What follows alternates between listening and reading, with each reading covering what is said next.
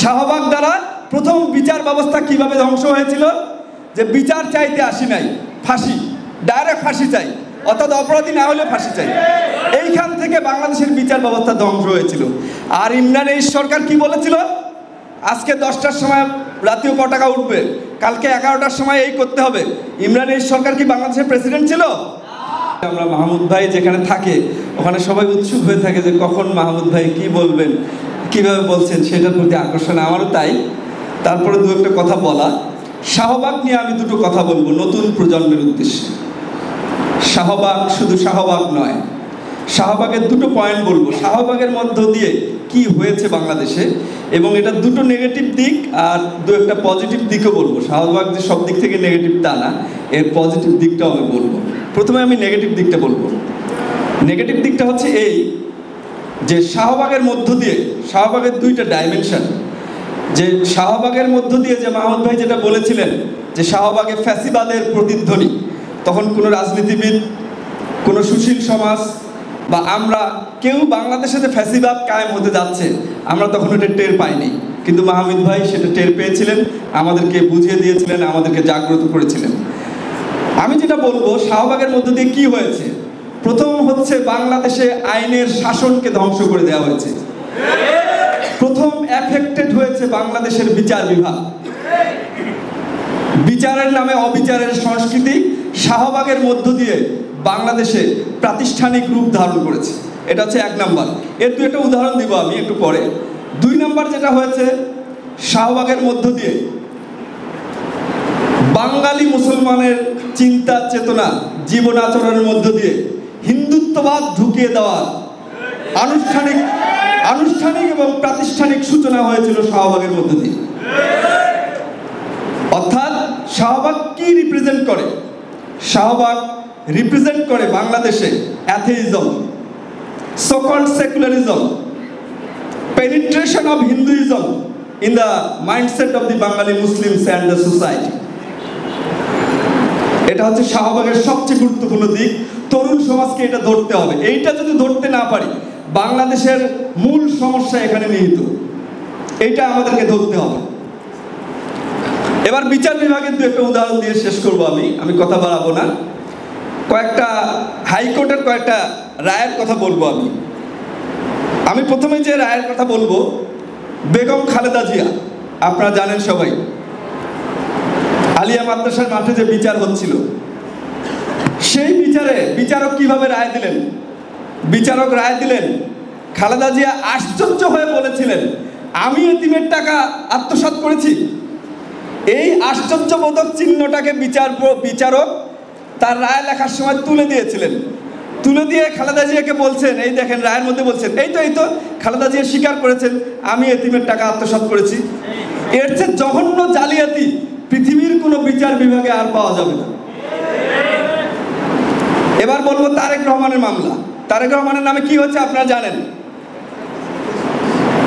একজন বিচারক রায় দিয়ে বাংলাদেশে টিকতে পারেন নাই।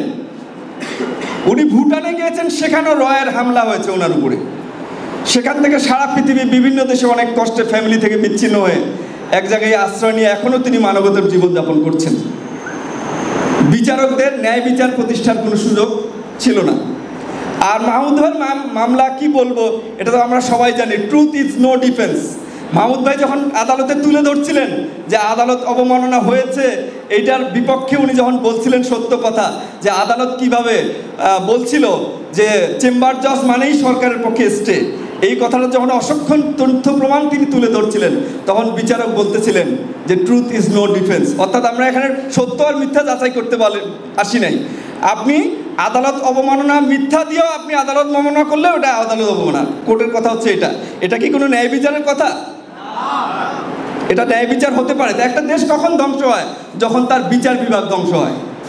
এবার বলবো, আপনারা সবাই জানেন যে 27তম বিসিএস নামে একটা পরীক্ষা হয়েছিল, বিসিএস পরীক্ষা। সেখানে আমিও একজন উত্তীর্ণ ক্যান্ডিডেট ছিলাম পুলিশ ক্যাডারে। সেই বিসিএস পরীক্ষা গভর্নমেন্ট বাতিল করেছিল। কোনো দুর্নীতির তথ্য প্রমাণ না পাওয়া সত্ত্বেও সেটা বাতিল করেছিল, এবং সেটা হাইকোর্টের রায়ে আমরা যখন মামলা করেছিলাম সেখানে উল্লেখ আছে এখানে তথ্য প্রমাণ পাওয়া যায়নি। 111 সরকারের উপদেষ্টা পরিষদ বলেছিল এখানে কোনো দুর্নীতির তথ্য পাওয়া যায়নি। এরপরে পিএইচসির চেয়ারম্যান সাদত হোসেন তিনিও বলেছিলেন দুর্নীতির কোনো তথ্য প্রমাণ পাওয়া যায়নি। এই অবস্থায় যখন মামলা করলাম তখন বিচারক রায় দিল। কি রায় দিল? তথ্য প্রমাণ না পাওয়ার ফলে কি রায় দিল এটা আমি একটু শোনাতে চাই।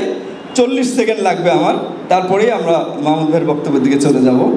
আচ্ছা, যখন তথ্য প্রমাণ পাওয়া গেল না, তা পাওয়া না যাওয়ার অর্থটা হচ্ছে এই যে এটা যদি বাতিল করা হয় তাহলে যারা নিরপরাধ তারা এখানে এফেক্টেড হবে, তাদের রাইটস ক্ষুণ্ণ হবে। এখন হাইকোর্ট কি বললো আমি এটা একটু পড়ে শোনাবো।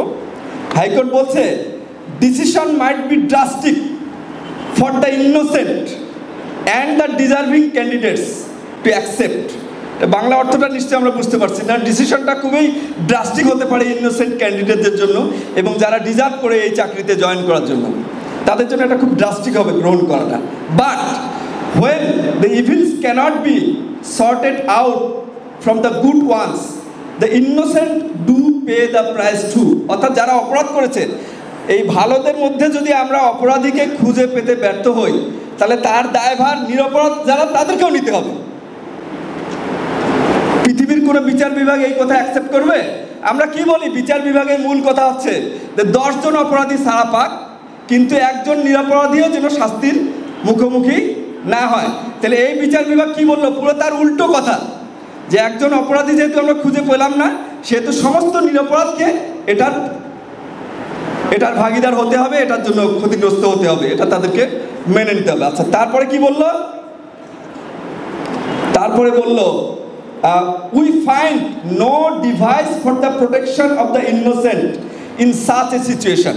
মানে এই সিচুয়েশনে আমরা যারা ইনোসেন্ট তাদেরকে প্রোটেক্ট করার কোনো ডিভাইস আমরা খুঁজে পেলাম না। সুতরাং the innocent has to pay the price too. এই হচ্ছে বাংলাদেশের বিচার ব্যবস্থা। শাহবাগ দ্বারা প্রথম বিচার ব্যবস্থা কিভাবে ধ্বংস হয়েছিল? যে বিচার চাইতে আসি নাই, ফাঁসি, ডাইরেক্ট ফাঁসি চাই, অর্থাৎ অপরাধী না হলে ফাঁসি চাই। এইখান থেকে বাংলাদেশের বিচার ব্যবস্থা ধ্বংস হয়েছিল। আর ইমরান এই সরকার কি বলেছিল? আজকে 10টার সময় রাতেও পতাকা উঠবে, কালকে 11টার সময় এই করতে হবে। ইমরান এই সরকার কি বাংলাদেশের প্রেসিডেন্ট ছিল?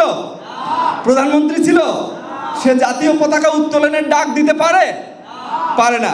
এইভাবে বাংলাদেশের আইনের শাসন, সংবিধান সবকিছুকে ধূলিসাৎ করা হয়েছিল। সেদিন মাহমুদ ভাই ডাক দিয়েছিল শাহবাগে ফ্যাসিবাদের প্রতিধ্বনি, কিন্তু আমরা বুঝতে পারিনি। ধন্যবাদ, আমি একটু বেশি সময় নিয়ে নিলাম। আমরা মাহমুদ ভাই বক্তব্য শোনার জন্য অপেক্ষা করছি। ধন্যবাদ।